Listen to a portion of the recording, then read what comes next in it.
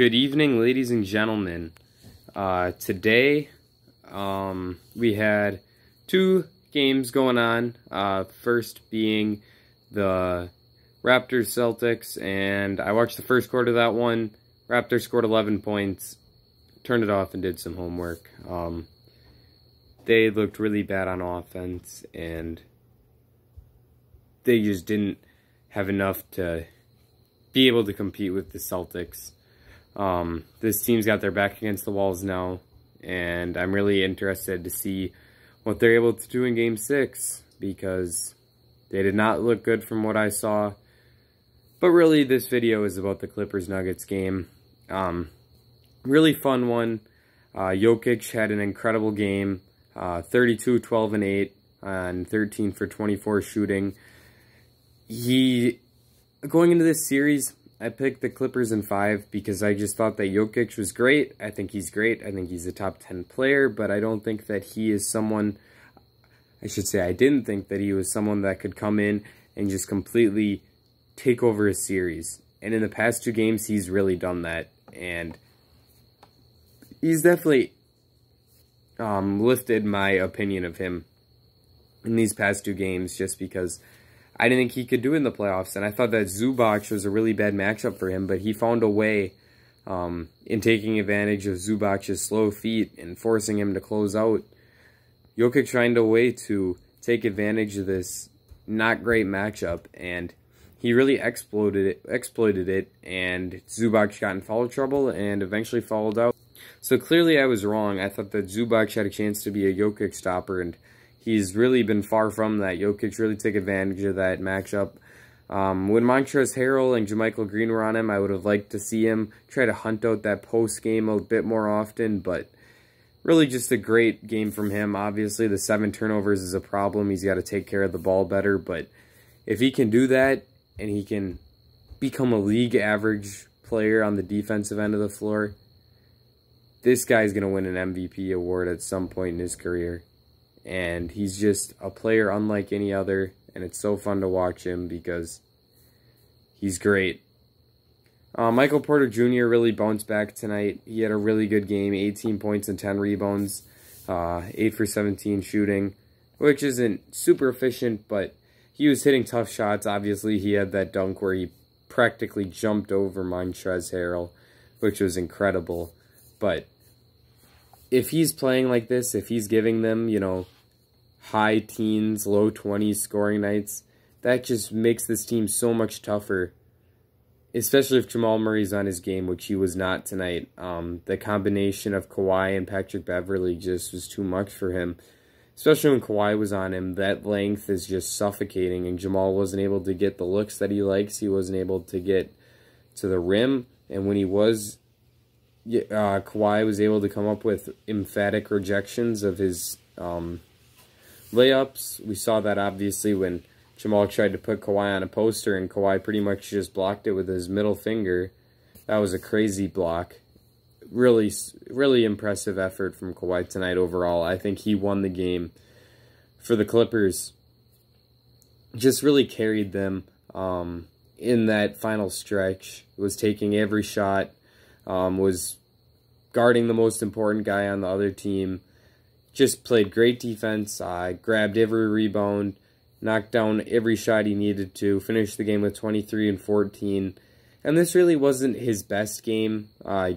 Obviously, it was better than Game 2, but down the stretch, when it really counted, he played like the best player in the world. And if he does that, it just makes this team so tough to beat. And that's the reason why they are my pick to win the championship, and they have been all season long. Paul George also had a great game for the Clippers, 32 points on 12 for 18 shooting and 5 for 7 from 3. Remarkably efficient game from him, and this is what they need from him. This is that second option that they thought they were getting when they traded those 5 first-round picks or whatever it was for Paul George. Great game from him. He played some really good defense. Honestly, when he was switched onto Jokic, he did pretty much as good a job as any of the big guys did on him. Drew an offensive foul, maybe 2, and just did a great job bodying him up, making him go through his chest, and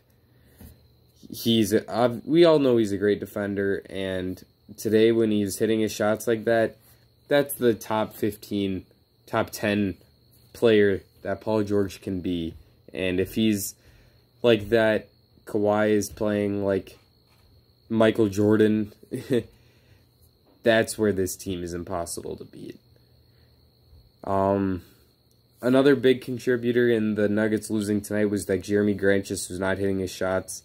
Obviously, he had a few really fun dunks on leak-outs where Jokic just makes those crazy passes to him, leading to emphatic dunks. But he only shot 1 for 6 from the three-point line. And when he's knocking down those shots, it just opens up so much more space for Jokic and Murray in the pick and roll.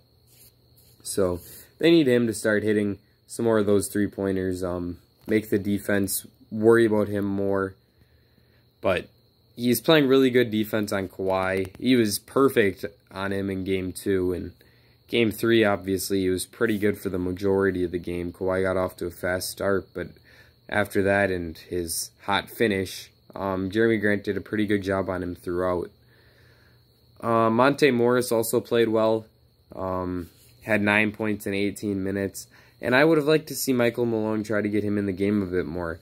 Millsap also had a pretty good game by the stats, but he just looks off to me. His defense is really bad. He just looks a step slow. I don't know if there's something wrong with him, if he's got some kind of leg injury, or if he's just getting up there in age and starting to fall off that cliff.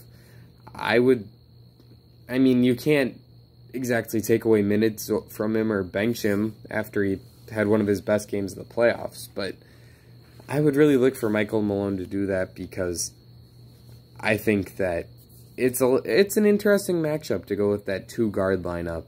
Obviously, you lose a lot of defense there because you probably have to put Jamal Murray and Paul George, so maybe I don't love that idea as much as I thought I did, but I'd like to see Monte get a bit more of a run out there alongside Jamal Murray, especially when one of Paul George or Kawhi Leonard is resting. So yeah, really just a great effort by the Clippers. Kawhi and Paul George are outstanding players. We knew that already. Jokic was great. This was just a really fun game, and moving forward, I think that Michael Malone could adjust to playing Monte Morris a bit more, just to bring them a bit more of that offense. That bench unit has potential to be really special with Michael Porter Jr. and Monte Morris coming off the bench right now. Both of those guys are really strong offensive players, so if they can take advantage of the defensive weaknesses that the Clippers bench has, because guys like Shamet, guys like Montrezl Harrell and Lou Williams, they all struggle on defense. So if the Nuggets can use that bench to their advantage and win those minutes with really, really good offensive production, then that could be a big game changer in this series. However, I just think that the Clippers are too much. Kawhi is too good. Paul George, when he's hitting his shots, is too good. And I think that the Clippers are still going to run away with this series. I would not at all be surprised to see them win games 3 and 4, or games 4 and 5, and close it out in 5. But Jokic is a superstar, so I think that there's a really, really good chance that he's just able to carry this team to another victory. And if Jamal Murray and Michael Porter Jr. are both playing well and both scoring, this team is an incredible offensive team, and that's where they can give the Clippers a run. So if both of those guys are playing well, hitting their shots, Jokic continues to play like this, that's what the Nuggets need in order to win. If they don't have that, then the defense has to be better. And outside of Jeremy Grant and Gary Harris, there's really no defensive stoppers on this team. And the Clippers can just have so much scoring, 1 to 5 on the court at a time, that they can really take advantage of those poor defensive players. So the Nuggets just need to outscore them. Needs to be a high-scoring game. And if they can't do that, then they're in big trouble, because I just don't see them getting enough stops to win a grit and grind type of game against the Clippers like they did in Game 7 against the Jazz. Thanks for watching. I hope you enjoyed. Let me know your thoughts on this series. I think that the Clippers are going to win in 6. That's probably my prediction right now because I think that Jokic is too good to lose 3 in a row here. But I feel really strong about the Clippers' chances, and they are my pick to win the finals, have been since the beginning of the season, and I'm sticking with it. Drop a like and subscribe. Let me know what you think in the comments. I think that's it for me. Ladies and gentlemen, thanks for watching. And we'll see you all again very soon.